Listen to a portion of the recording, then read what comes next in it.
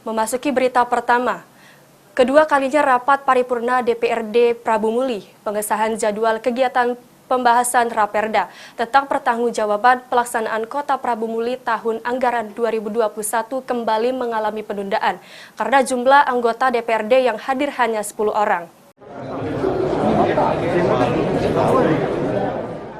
Setelah sebelumnya sempat ditunda rapat paripurna ke-22 masa persidangan ketiga DPRD Kota Prabu Muli tahun 2022, kembali mengalami penundaan akibat jumlah anggota DPRD yang hadir tidak mencapai quorum.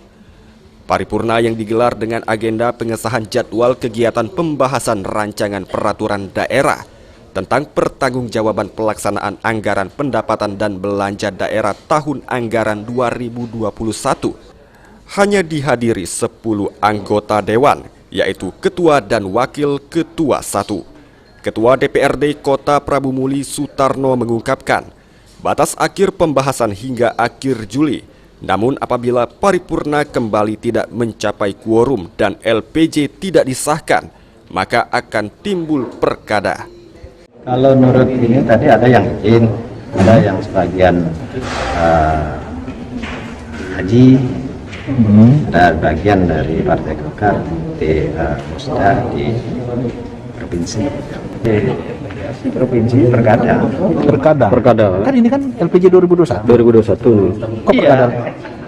Kok Perkada timbulnya? Iya, kan Perkada. Itu kan LPJ.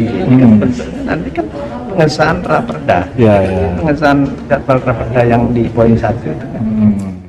Sementara itu, Wali Kota Prabu Muli Ridho Yahya merasa tidak ada beban dengan penundaan paripurna ini. Mengenai dampak yang timbul akibat penundaan, menurut Ridho Yahya, jika sampai batas akhir, pemerintah akan menjadikan hal tersebut sebagai dasar laporan ke Mendagri dan Gubernur untuk pembahasan perkada. Negatif dengan tertundanya 2 kali paripurna ini? Makanya kemarin minimal kan peraturan kepala daerah, kita kalau sudah tertunda batas akhir kita nyerahkan ke gubernur. Tapi kan ini kan menjadi laporan kita ke Mendagri dengan Pak Gubernur dalam hal kita untuk bahas perkada. Kan kawan juga jadi saksi juga kayak gitu. Beni Firdaus, PAL TV.